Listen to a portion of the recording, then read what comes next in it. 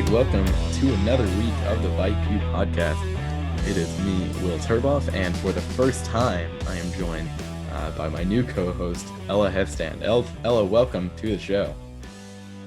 Thanks for having me. So, I'm really excited. Yeah, we're so excited to have you on. Robert is on his way to UT, but he'll be with us here hopefully for the next year. So tell me a little bit about what you do with VYPEU and how you got started.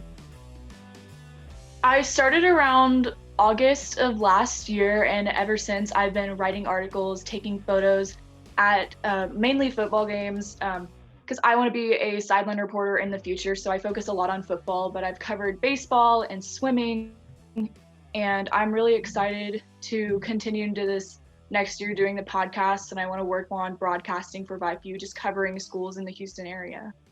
Yeah, well, you are coming in at a great time. There's 8 teams left in UIL 6A baseball. So let's go ahead and get it kicked off with that. Tell me a little bit about what's going on in Region 1.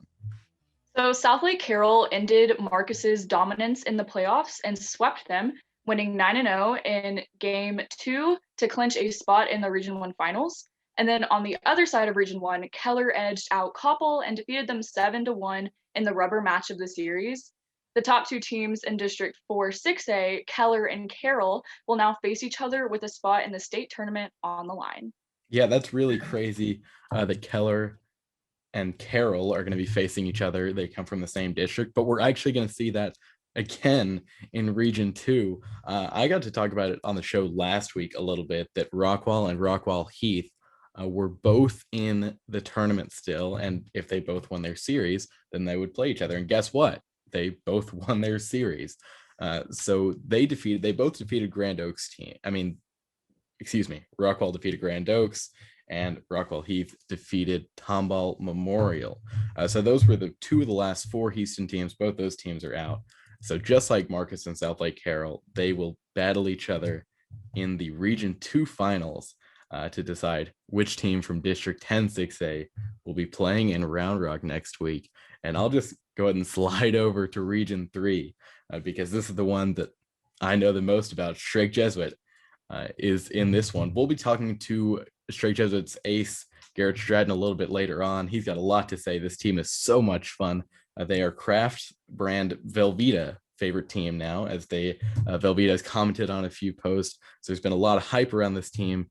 Not only is Strake Jesuit an underdog, but so is Jersey Village. They both had upsets over the last week. Strake Jesuit defeated Tompkins in 3 games. There was a weather delay somewhere in there, and they still had to pull it out. And Jersey Village defeated Pearland. So 2 last Houston teams left in the entire tournament. The winner of that game will play the winner of Region 1. How about Region 4? So in Region 4, Los Fresnos got a huge victory over Round Rock in the only 1-game series of the semifinals round, and they'll be taking on one of the top teams from the San Antonio region in Smithson Valley. Smithson Valley has only lost 1 game all playoffs, and it was to one of the favorites to come out of Region 4, San Antonio Reagan. Yeah, Robert and I talked about Smithson Valley a lot, and Reagan was really high up there. They were even in the top 25 in the national rankings. Smithson Valley ended up pulling it out, and now they're, Los Fresnos is a team that we didn't cover a lot this year, but Smithson Valley was. This is going to be a really great series. 8 teams left. We'll be back. I'll be in Round Rock by the time we film the next show, I think. So it's going to be really exciting to see how these series play out. And I guess we'll go ahead and hand it over to my interview with Garrett Stratton. All right, and I am now here with Strake Jesuit's ace, Rice commit, Garrett Stratton. Garrett, how are you doing? Better now that I'm with you, Will. How are you? Pretty good. I mean, I've been happy to see you all season. We go to the same school. Mm-hmm. So it's really been incredible to see you over the last few months and in the last few weeks in the playoffs. So let's go ahead and start it off with that. We'll talk about the full season a little bit later on. But this is obviously your first year in the playoffs. There were no playoffs last year. And, a few different things happened in your freshman year. So what has that kind of been like, being the first pitcher in the first 4 series, going on 5 now. You're going to play Jersey Village this week. So you're the number 1 starter in playoff games. What has that been like? Yeah, you kind of talk to guys who have done it, and they kind of try to prepare you for it. But it's tough. It's a lot of adrenaline, I'll tell you that. And we're really lucky. We're really well supported by our student body. So I mean, it's felt like football games, which is kind of rare for Texas high school baseball. But yeah, it's been really, really great. And luckily the on-field performance has been solid. Last week was a little rough, not gonna lie, but things happen, and I'm proud of the way I've played. So it's been fun. Yeah, so you've got 2 seniors behind you in the rotation, Andy Leon and Carson Brown, who actually got to pitch for the first time in game 3. So you said you kind of look to those guys, as people that have pitched in high intensity games before. So what's your relationship with Andy and Carson like? Yeah, Andy and Carson have been great. I'm super lucky to have guys like that who can kind of help me walk through this. Carson's ended up being one of my absolute best friends. I'm really close with Andy too. I mean, they couldn't have been better. They've been just fantastic teammates, and then obviously they really picked me up in that Tompkins series. So I'm really, really lucky to have them. Yeah, and you guys have now come in as the underdogs in every single series. Maybe not now, just because their Jersey Village has come out as this, incredible story. But what has that been like, and what does that mean to you to kind of be the team that's always like, oh, well, this is the round where the Cinderella story finally ends? Yeah, I think it's been really good. It's motivated us a lot. I remember last week against Tompkins, we came out for game 2, and their announcer didn't announce our starting lineup.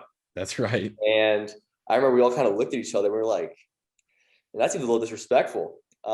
We kind of looked at each other. We were like, all right, we're going to do this. And I think that's kind of just like a microcosm of how our whole season's gone. I think, coach has been telling us, pretty much since the playoffs started that, we've had our backs against the wall basically since, the start of the second round of districts. I think our season really turned around after a loss at Shadow Creek. We were in 5th place, and I'm not gonna lie, things looked pretty grim for our playoff hopes. But again, we're really lucky. We've got a ton of seniors this year who are really, really great leaders, and they kind of got us all together. And we were like, look, guys, we're gonna do this, and sure enough, we did, and we're here now. So kind of crazy how things worked out.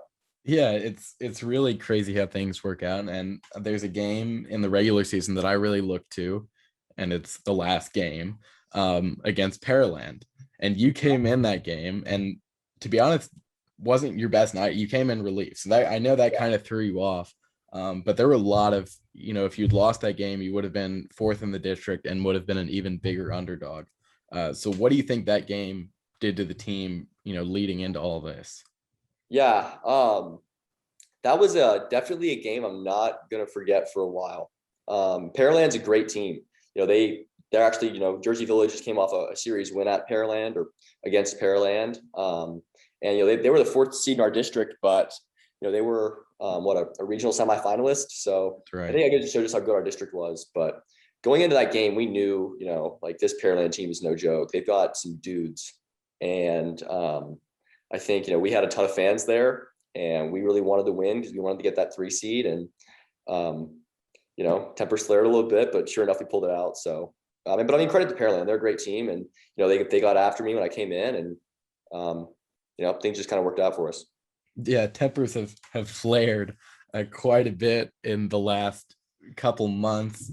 You're one of the rowdiest guys on the team. Sometimes it gets you in a little trouble.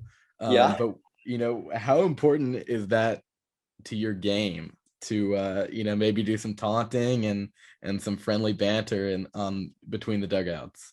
Yeah, there's definitely some things that I think if I could go back and tell myself to chill out a little bit and not do, I probably would. But I think coach kind of put it best that if it's part of my game, I've just got to embrace it. And I try to keep it not personal, and I try to kind of stay focused on the green team. But I do my best. I really love pitching. I think it's pretty clear when you watch me that I really love pitching. But I try to keep it purely competitive. So It is what it is.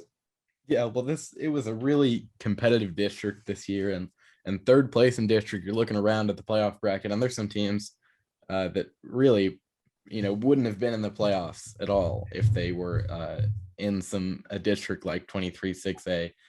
So what can you say about the competition? I know you said that second round of district matchups was really looking grim for the team. So and we ended up playing Shadow Creek. You guys ended up playing Shadow Creek in a couple rounds back, and that was a series that I thought this would, they were a really great team, and then Alvin and, like you said, Pearland. So all four teams made it pretty far in the playoffs through the second round at least. So what can you say about the district play this year? Yeah, our district was nuts. Even a team that didn't make the playoffs, Pearland Dawson, is just, I mean, they were nuts though. And just kind of the way things shook out this year, it's like, we've got 5 really, really great teams and only 4 spots for them. So, you just go top to bottom. I think Alvin was the first team in our district to bow out of the playoffs, but they've probably got the best high school pitcher that I may have ever seen. Kyler Menzel was just, he was unreal, especially that first time through district. And then Shadow Creek obviously was really deep. They're really, really tough out to the plate, and they've got 2 dudes on the mound. And then we got us, and then you've got Pearland, who's got Carter Allen, and I'll tell you, they've got a sophomore that really, really impressed me. So I think Pearland's going to be a pretty good team for the next couple of years. Yeah, the district is just loaded, and thankfully there's not a realignment again, so we will get to see all these teams. And just like you said, incredible that a team like Pearland Dawson, who when I saw them play looked like definitely a playoff team and one of the best teams in the district. So it's going to be really exciting to see how that plays out next year.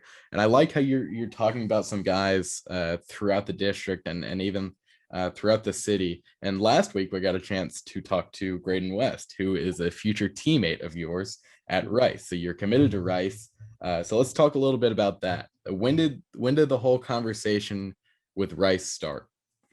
Yeah, so I had been kind of talking with Rice for a while. And then they kind of kept tabs on me, and I, continued to keep them updated with, kind of how stuff was going with me. And then my recruiting started to pick up during COVID, really. And, sure enough, as things started to heat up, Rice hopped in and, made an offer. And I thought that was just, going to be the best place for me. So kind of what I decided to do, committed to Rice and haven't looked back. Yeah. Well, you're a great student. You're a great athlete. You're going to be playing with one of your teammates right now too, Trey Duffield. And there's been a lot of changes all of a sudden at Rice. So is there you said you haven't looked back at all. There's, I know there's a lot of staff changes. There will be a new manager next year. But has that changed your decision at all?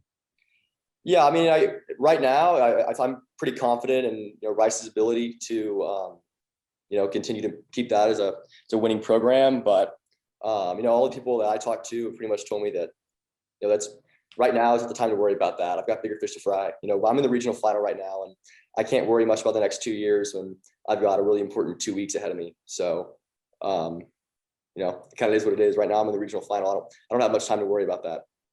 That's right. Well, you guys are a great team. But when I was thinking about going to Round Rock to watch the semifinals and the finals, I would have been so much more excited if I'd known that you guys were, now just 2 wins away. So what do you think puts you over the edge and puts this team over the edge against Jersey Village? Yeah, well, Jersey Village is. I have no doubt that they're gonna put up a great fight.